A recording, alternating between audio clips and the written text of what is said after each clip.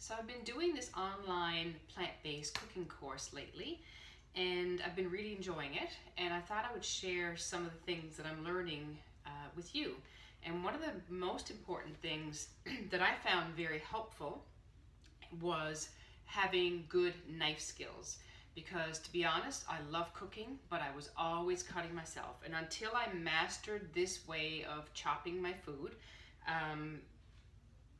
now I have no more cuts.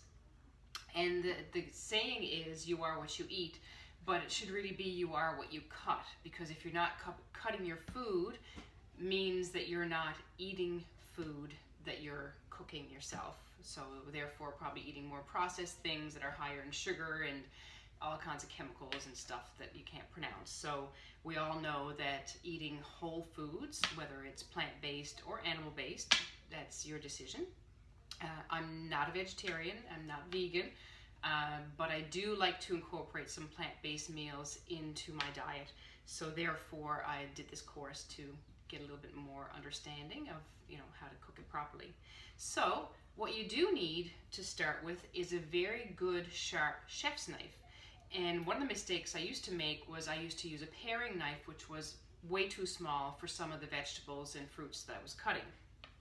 So it doesn't have to be anything fancy, just a nice, chef's knife.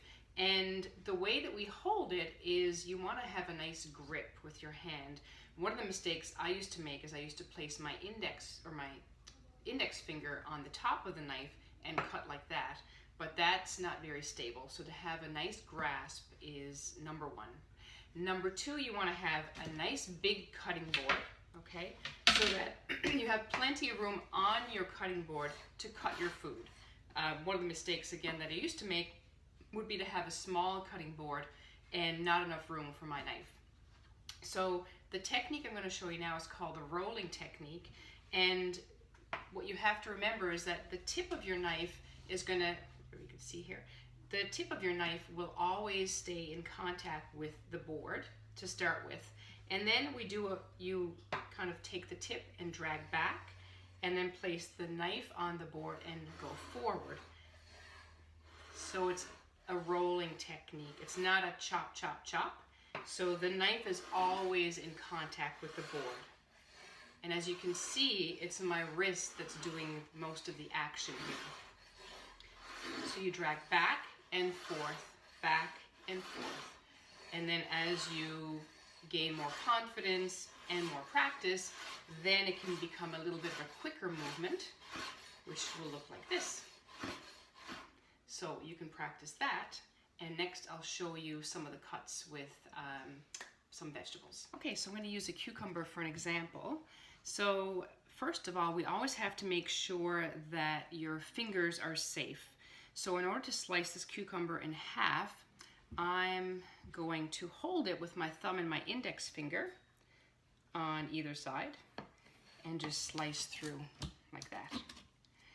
Then we want to make sure that your vegetable or fruit is stable, so this would rock around a little bit too much. So I'm going to turn it upside down like this. And really, when it comes to cooking or cutting anything, you want to make sure that your fingers are going to be safe. So again, how I'm going to hold my vegetable is really important. And this is where I was making the big mistake. So I'm going to curl my fingers under, because I don't want them sticking out. Curl them under, and my thumb and baby finger are back here. Then I'm going to use that rolling technique. Tip of my knife is on the board. I'm going to slide back and then slide forward, and then back and then forward, back and then forward. So the knife is always in contact with the board. And what happens with my fingers here, I'll turn this way, is that my fingers will slowly walk back to meet my thumb, and then I will move my thumb back. So another way too is to keep your blade, let's see how I can do this so you can see, keep your blade in contact with your knuckle, like that. There we go, maybe this is a better view. So my blade is in contact with my knuckle here. I'm going to slide back and then forward, back, forward, slice through, keeping my fingers tucked back. My fingers are walking back towards my thumb and index finger. Sliding back and forth, back and forth. And there's some cucumber if anyone's hungry. Okay, so now I'm going to go over, so this was just simple slicing, but you can dice, you can do all kinds of fancy things with your vegetables, and if you can slice, you can cut anything. You're just going to make longer slices. So I'll take the tip of my knife here and slide it through, keeping my fingers safe. And then maybe holding the other side, cutting through again. That one's probably not so straight. And then going through again. The last piece I'm going to tip over to make sure it's a little bit more stable and cut through. So now I have smaller pieces, smaller slices that I'm going to stack together. And then do the same thing. I'm going to use my middle finger knuckle and lay the knife against that. And I'm going to keep the tip of my knife on the board and then slice like that. And just watch my top fingers are going to back up towards my thumb and index finger. Then I'm going to walk these back. So it takes a little bit of practice, and I'm still learning. So obviously I'm not a professional and I'm not a chef.